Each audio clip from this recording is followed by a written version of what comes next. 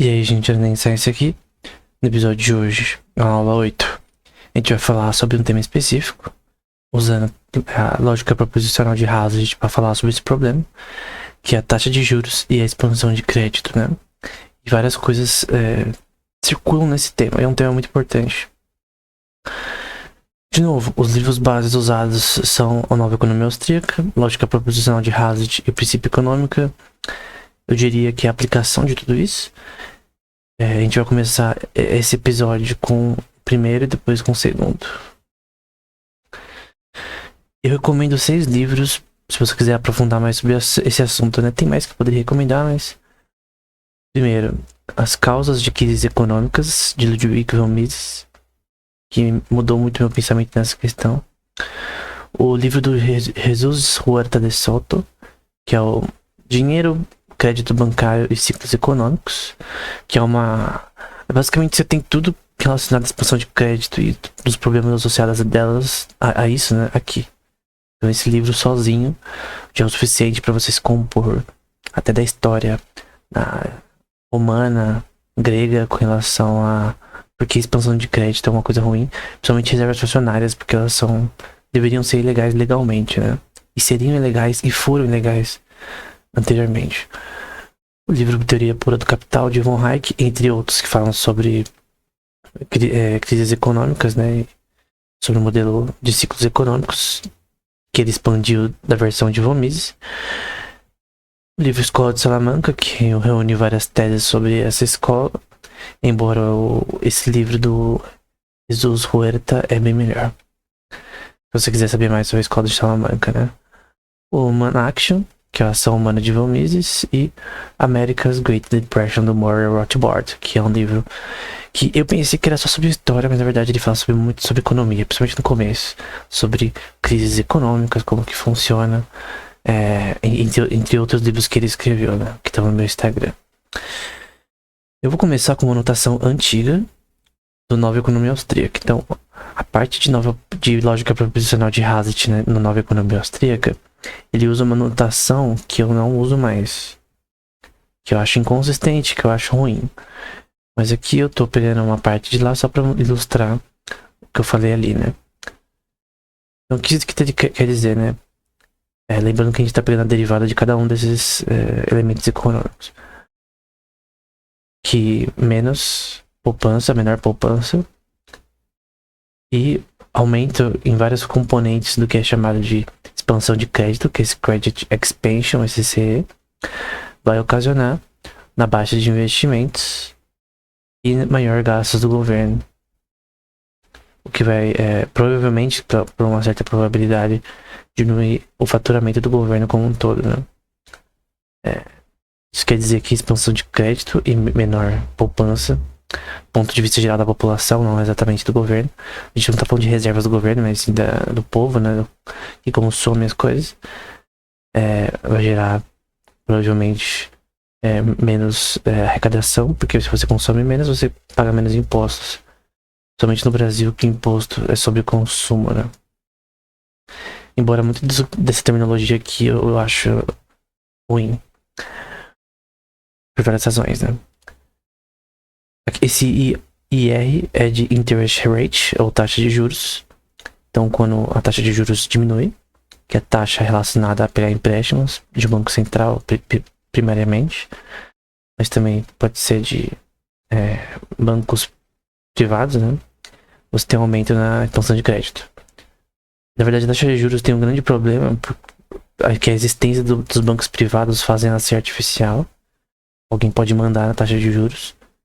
Por isso que o Banco Central tem que ser independente ou deixar de existir. A última opção é melhor, né?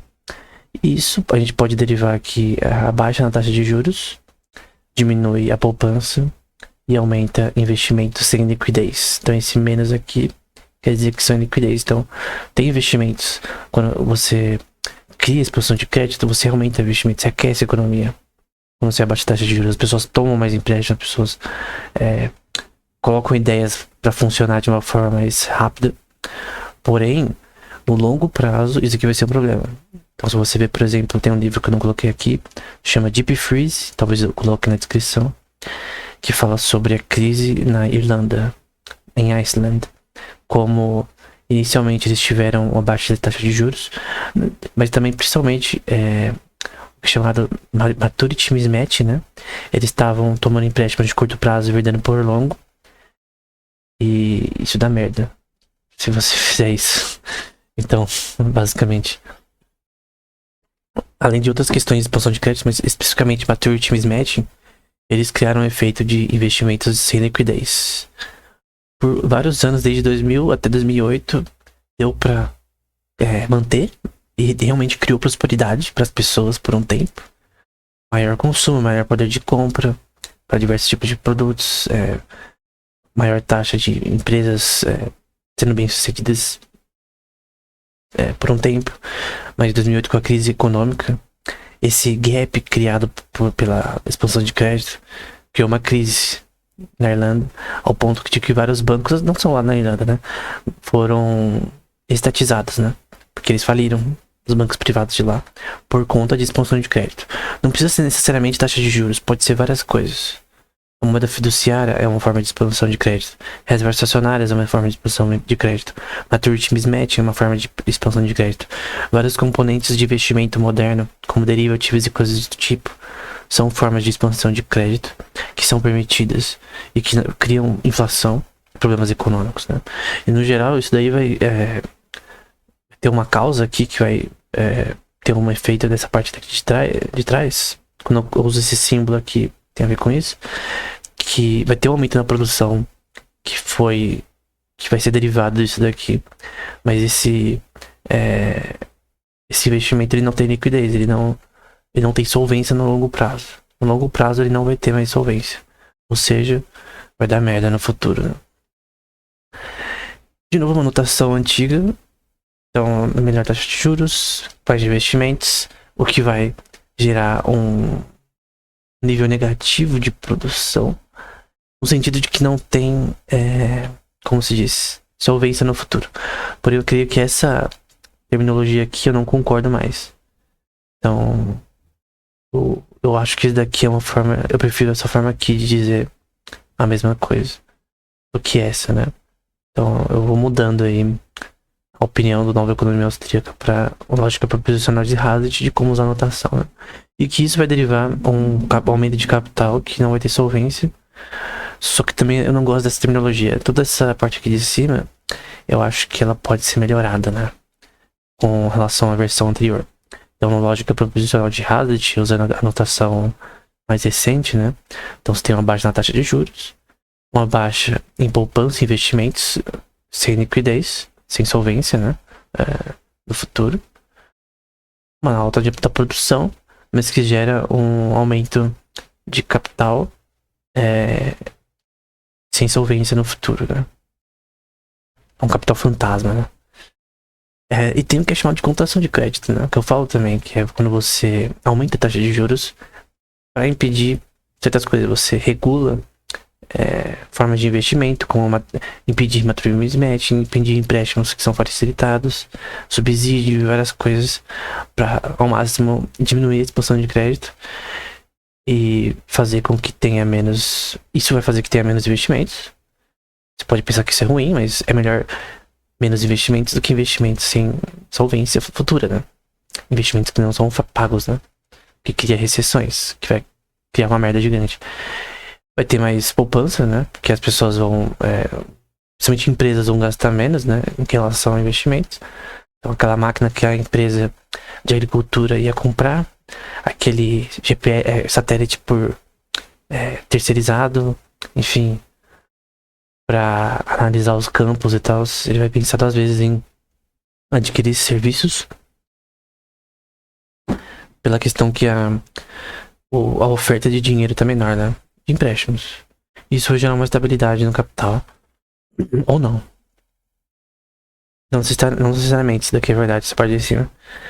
E no geral, isso pode ser definido dessa forma de embaixo, sempre para lembrando que o que a gente tem aqui em cima nada mais é do que as derivadas ao longo do tempo desses elementos econômicos que são numéricos, né? Todos esses elementos são numéricos. Então, como que vai se dar essa contração de crédito? Você tem uma aumento na taxa de juros, mais poupança, com mais solvência, né? Por isso esse mais aqui, mais liquidez, menos investimentos, que pode ser ruim, mas é melhor do que sem solvência para o futuro. Baixo na produção, porque tá gastando menos dinheiro nas empresas, e o capital tá estável. Esse estável aqui eu posso até mudar. Talvez não seja uma terminologia muito boa, né? Como que funciona reservas fracionárias? O livro do Jesus Huerta fala bastante sobre contra isso, né? Falando sobre como, do ponto de vista jurídico, reservas fracionárias não deveriam ser aceitas. Quem fala isso também é a escola de Salamanca, e o Jesus Huerta usa fontes romanas, da jurisprudência romana e grega com relação a isso. Assim, relativamente pouco, mas ele usa no começo do livro, que eu achei bem interessante, que tinha casos que as pessoas usavam o dinheiro, que literalmente o banco ter a oportunidade. Vamos supor que você deposita dinheiro no banco, ele pode usar 90% do que todo mundo deposita para investimentos. Então ele só precisa de 10% de reservas. Então você vê aqui que com 50% de reservas, a quantidade de dinheiro em dólares de um banco é muito menor. Quanto mais você diminui a porcentagem de reservas, do quanto o banco precisa ter obrigatoriamente por lei lá dentro, mais a quantidade de empréstimos que ele pode fazer, tomar com colateral, né, aumenta. Então você cria o que é chamada por Jesus Huerta de dinheiro ex nihilo. Você cria dinheiro, basicamente está aumentando a oferta de dinheiro, o que gera inflação. É uma das coisas mais básicas de gerar inflação, é você aumentar a abundância de dinheiro, você diminuir a sua escassez. É o axioma primário ali que a gente mostrou no primeiro episódio, na segunda aula, né? Então, tem bancos nos Estados Unidos que o Fed permitiu 0% de reservas. Então, tecnicamente, se todo mundo for lá numa recessão no banco, retirar o seu dinheiro, os depósitos, porque isso daqui são dinheiros de depósitos por pessoas. Então, a pessoa tem seu salário, ela tem a conta corrente, mas ela vai depositar também dinheiro ali. E esse depósito irregular, ele vai ser usado para investimento. Isso, na época grega, romana, era algo legal. Você não poderia usar o dinheiro. O banqueiro não poderia usar o dinheiro de reservas sem consentimento da pessoa. Porque, de repente, ele usa indevidamente, né, e a pessoa quer retirar o dinheiro. Então, e não tem. Isso acontece. Teve um caso de um banco no Líbano. Até o ANCAP só fez um vídeo sobre. Você pode até procurar. Que a mulher chegou com 2 homens armada no banco para pegar o próprio dinheiro que ela depositou ali, porque os bancos estavam insolventes ali naquele período. Enfim, então basicamente você deposita 1.000, o banco fica com 500 se ele quiser, e uma reserva de 50% ele empresta 500, e aí a oferta de dinheiro subiu para 1.500. Agora, se você aumentar isso aqui para 1 milhão ou 1 bilhão, aí você vai ver que isso afeta muito a economia de um país. Se você tiver, por exemplo, 1 trilhão em reservas em diversos bancos espalhados no país, você tá vendo o quanto você está aumentando de oferta de dinheiro? É um número absurdo. Então, bom, a taxa de juros, quando ela aumenta e as reservas fracionárias abaixo, né? A expansão de crédito abaixo. Quando a taxa de juros diminui e também reservas fracionárias, entre outras coisas, aumentam, a expansão de crédito aumenta. Então tudo tem a ver com a expansão de crédito em si, que é o que vai criar um aumento de oferta de dinheiro no sistema, né? Então, a gente poderia dizer que quando a taxa de juros abaixa, E outros elementos como mais reservas fracionárias, que aumenta a quantidade de dinheiro na economia, aumento de dinheiro fiduciário, entre vários elementos que eu não coloquei aqui, mas poderia adicionar. Expansão de crédito, como maturity mismatching, derivatives, formas de investimento específica, falta de regulação no mercado bancário, por exemplo, em shadow banking. Então todas essas coisas poderiam ser incluídas aqui, que aumenta a expansão de crédito, o dinheiro disponível, o que diminui a poupança em si, e aumenta os investimentos sem liquidez. Então esses investimentos, a expansão de crédito, eles não têm liquidez de longo prazo. Daqui a 10 anos, 20 anos, alguma hora vai quebrar. E isso no fim aumenta a quantidade de dinheiro no mercado, né? O money quantity ou money supply. A gente também pode definir que, pela afirmação anterior, que tudo isso vai gerar esse aumento da quantidade de dinheiro vai gerar mais inflação e menor poder de compra desse dinheiro. Então o dólar, por exemplo, ou o real, ou o yuan, ele perde o poder de compra no longo prazo por conta da expansão de crédito. Então você acha que está criando prosperidade econômica, mas no longo prazo você está criando inflação, que vai gerar menos poder de compra para a própria população, né? Até para o governo em si. Então se aqui a gente tem isso, a gente pode dizer agora, com essa afirmação que a gente já pegou. Então eu tô seguindo a ordem lógica daqui. Então a gente já viu isso daqui, e depois disso daqui, aí vai acontecer isso aqui. O menor poder de compra vai baixar o consumo, porque as pessoas não vão conseguir consumir com tanta frequência, ou com tanto até prosperidade, porque o poder de compra diminuiu, né? Então aquele mesmo eletrodoméstico, aquele mesmo quantidade de comida, você não consegue comprar com o mesmo dinheiro. Os lucros de N empresas diminuem, alta de dimensões, esse A é de agentes, né, de pessoas, esse FI é de empresas, o que foi gerado por causa que tem agora uma baixa de demanda por trabalho, demand of labor, e por fim vai diminuir também a produção. Menos pessoas, né? As empresas diminuem os serviços, diminuem a produção, o que pode gerar o que a gente chama de recessão econômica, né? Ou economic recession. Poderia pôr ER, né? Acho que ER tá errada a ordem aqui, mas é ER na verdade. Enfim, já me confundi tanto com notação que eu tive que fazer outro vídeo até. E isso que a gente viu anteriormente significa que o poder de compra diminuiu. No fim vai também dizer que o poder de compra do salário diminuiu. Então aquele mesmo salário não compra o mesmo número de coisas que anteriormente, né? Mas agora o contrário, tudo seria diferente se a gente mudasse alguns contextos aqui. Então se a gente diminuísse a expansão de crédito, que é contração de crédito, né? Que é uma coisa que o Mises advoga para fazer em certos contextos.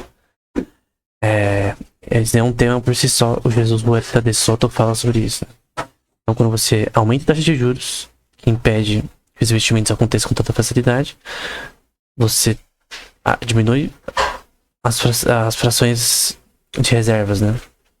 Coloca uma reserva de 100%, por exemplo, ou pelo menos 70% para cima. Tira totalmente o dinheiro fiduciário, põe uma commodity acumulação de dinheiro, mesmo que seja parcial. Entre outros efeitos que a gente pode causar isso daqui, a baixa da expansão de crédito, a gente vai ter um aumento na poupança, porque obviamente a gente aumentou a taxa de juros, vai ter menos investimentos. Além de a gente tirou também os outros componentes que criam expansão de crédito, não adianta você só mudar a taxa de juros.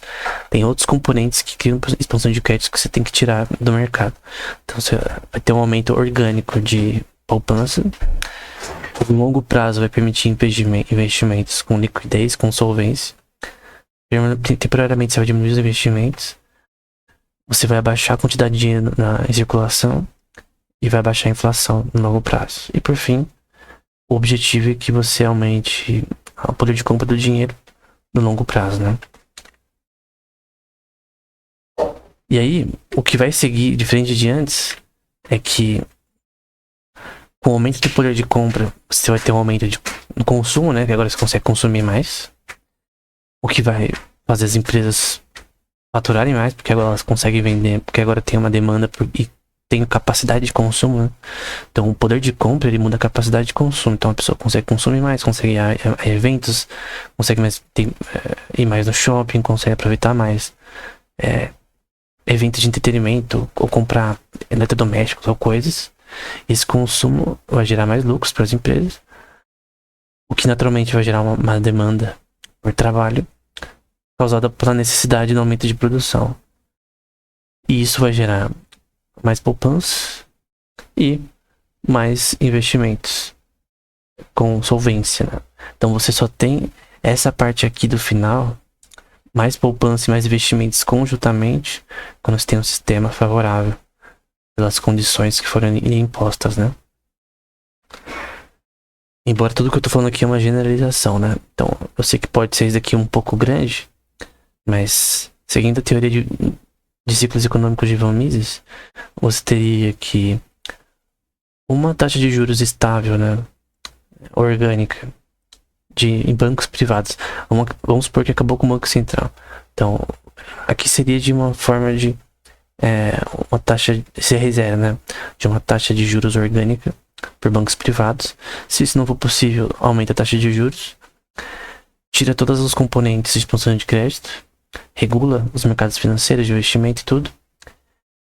Aí você vai ter uma poupança com solvência, menos investimentos, menor quantidade de dinheiro, blá blá blá, até o final, que a gente quer, que é quando essa parte aqui que vai ser um pouquinho mais difícil, né, para as empresas, ela vai ter uma baixa de investimentos, ela tá pela baixa na taxa de juros, então vai ser mais difícil pegar empréstimo.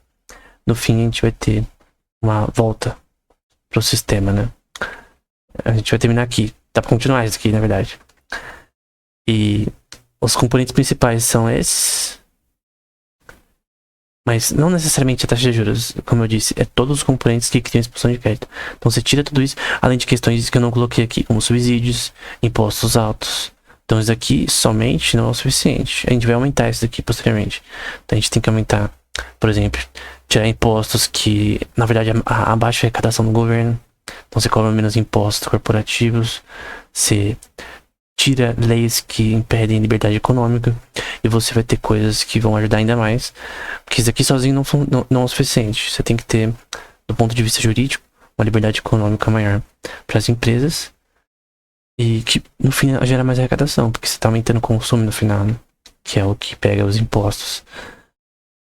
Então, em todo esse contexto, você precisa tirar os componentes de expansão de crédito, mas também a parte jurídica. Você precisa criar um ambiente onde a liberdade econômica ela é possível e onde a competitividade ela é livre, né? Então não tem subsídio, não tem licitação que vai fazer uma empresa ser mais bem sucedida com que a outra de forma política e artificial, né?